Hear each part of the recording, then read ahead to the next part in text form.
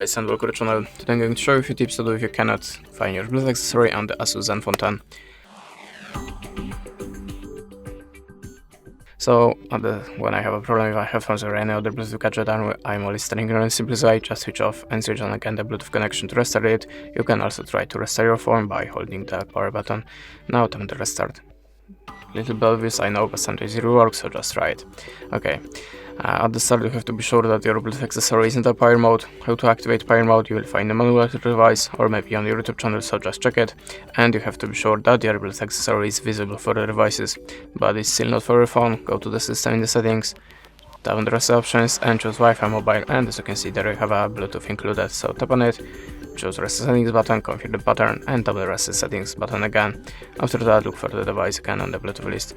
You can also try to update your system, so go back and choose the system update. If you have an update, just download it and install. And also recommendation from me, check your Bluetooth accessory in your phone on other Bluetooth device to check which one is visible, which one is making problem here. That's it. Thanks for the watching, leave us a like, recommend, and goodbye.